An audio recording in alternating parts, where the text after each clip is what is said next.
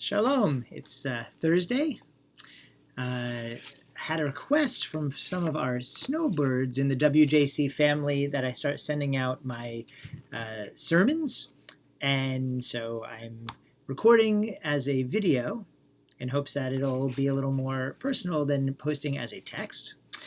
This past week, we read Parshat Lech, and it was also a confluence of as it is almost every year, Kristalnacht and Veterans Day. I guess every year, the anniversary of Kristallnacht, the night of the 9th, 10th of November, Veterans Day, November 11th, and observed on Monday happened to be the 11th this year. So it was all very close. It reminded me that when I was a rabbi in Voorhees, New Jersey, I used to take a trip every year to Washington, D.C. We took the teens to Washington, D.C., and there were 2 or 3 parts of the trip, depending on the year. First, we would go to the National Holocaust Museum and Memorial for a couple hours, which is really enough for teens in that museum. You can spend days, but it's very intense. And then when we were able to do the full trip, we'd go to the Capitol, where one of our members worked for a senator, and we'd take a tour of the nation's capital. And then finally, we would end always at the World War II memorial, the World War II monument, massive, beautiful monument on the mall there in Washington, D.C. So there was a connection there. The Holocaust Museum, the Capitol, and the National World War II Memorial, just as I think there's a connection between Kristallnacht and Veterans Day. It may be coincidental that the two fall together, but, we don't believe so much in coincidences. To illustrate the connection, I want to tell you the story of one person who I think is incredibly inspiring and who helps us make this connection. The man's name was Corporal Tibor, or as he was known, Ted Rubin. Ted was born as a Jewish boy in Hungary in 1929. At the age of 13, his family was rounded up by the Nazis and deported to the Mauthausen concentration camp in Austria. And Ted's parents and sister made it out of the camp. Ted's parents and sister never made it out of the camp, but Ted managed to survive for a long 14 months and was liberated by the American GIs on May 5th of 1945. And Ted was so moved, so overwhelmed by the generosity and the impression that the soldiers made on him that he said, if I ever make it to America, I am going to join the United States Army. He kept his promise. He was good to his word. After the war, he did move to America, and though he wasn't a citizen, he volunteered for the Army. And 7 months later, he was sent to fight in Korea. There, he showed unusual bravery. There was a fierce firefight, a gunfight in the bitter cold, and his unit was pinned down, and he volunteered to man the unit's only machine gun to lay down cover for everyone else to escape. Here he was with a machine gun in an exposed position, and he managed to hold it for 24 hours, long enough for everyone to get out of there. Eventually, though, he was wounded and captured. And so here he was. Just a few years after his liberation from Mauthausen, he found himself in another concentration camp, in a POW prison camp, Korean prisoner of war camp. Ted's, so you think, that's that for being born under a bad sign. But because of Ted's experience as a teenager, he actually was able to do incredible good even in this Korean concentration camp. He nursed those who were incarcerated with him back to health. He knew how to steal rations from the Korean guards and all the tricks to do to survive. And for any of the people in the camp who didn't make it, he said Kaddish for them. Since he was still a citizen of Hungary, Ted was offered his freedom. The Koreans offered to let him go back to Hungary, now a communist country. But he refused. Reflecting back, he remembers the price that he paid for freedom, and that and what it feels like to be left behind. And he said, I'm not going back to a communist country, and I'm not going to leave my fellow soldiers here to languish without my help. Now remember, he had experienced his share of prejudice in the American army. He wasn't an American citizen, he was a foreigner, and he was a Jew. But he knew the value of the American ideals to which he wanted to return, even if we don't always live up to them. And in his commitment to our values, he became a living representation of them. And in September of 2005, Ted, who did survive his second ordeal of imprisonment, was belatedly awarded the Congressional Medal of Honor.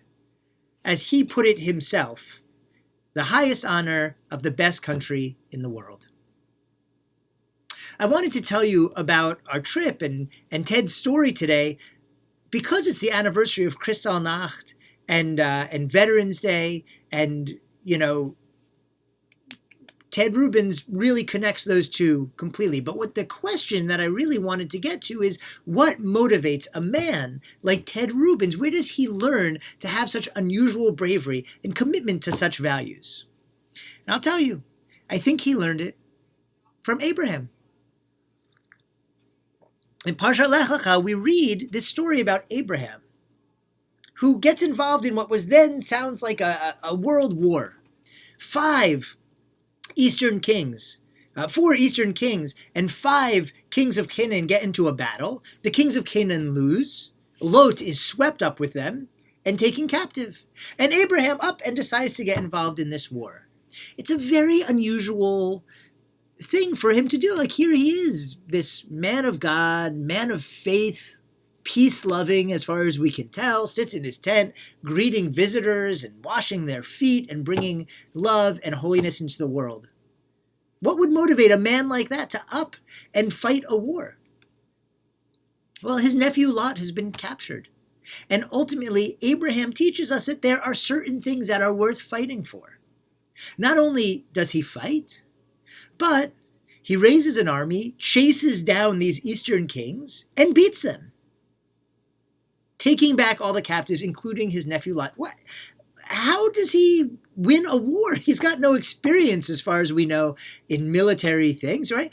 It is because his war is for righteous purposes. It is because he is trying to protect not just a person, Lot, but the promise that he made to good people everywhere and to his family, that he would protect them, that he would defend those best values. Abraham fights and wins for the same reason Ted Rubens was able to hold that position for 24 hours, because he knew the precious value of that which he was fighting for. His commitment to others, his love of fellow family and tribesmen. There's an important lesson here for all of us. At this anniversary of Kristallnacht, as we turn great in gratitude to our veterans, it's time to ask ourselves, right? What are the promises that we've made that we need to better keep? What are the things that we think, the values in this world that are worth fighting for? The way Ted Rubens fought for them, the way Abraham fought for them, commitment to our people, to goodness, to holiness in the world, to our family. Now look, I know we're not all going to be able to take up arms, or maybe shouldn't all take up arms. Maybe that's not the way we have to fight.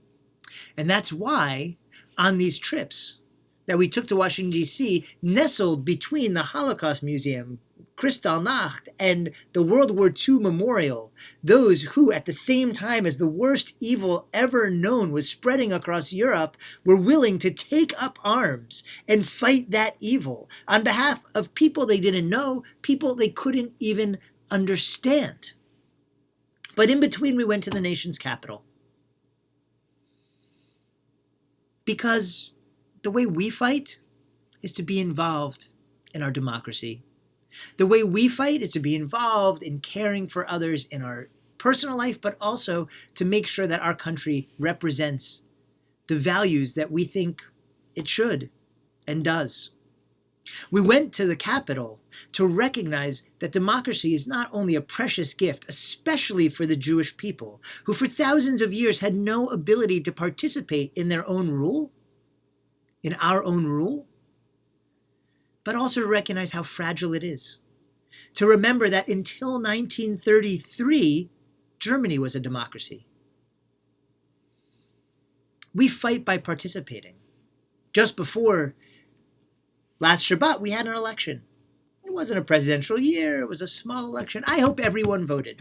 The first way we take up arms, so to speak, in battling for the values that we think are right and fulfilling our purpose as Jews, bringing holiness into the world through this kind of community government, is by participating, is by voting. And after that, to be involved, to talk about the things that are important to us, to make sure that our time, the way we spend it, meets our priorities in taking care of our family the way Abraham did, in taking care of our community the way Ted Rubens did. Ultimately, when we realize that we have made promises, whether actual verbal promises or just in our commitments that we've made to others, when we realize that, and then dedicate ourselves to keeping those promises, that's when we will be living out the legacy of Ted Rubens, living out the legacy of our patriarch, Abraham. In honor of this anniversary of Kristalnacht, and in honor and gratitude to our veterans, let us commit ourselves to living the lives that they inspire, to making that difference in the ways that we are able, and hopefully in doing so, be able to make the world into the mold that both Abraham and men like Ted Rubens, intended it to be. A world where we bring holiness in for all, a world where freedom and liberty are respected, recognized as precious, and held up for all to experience.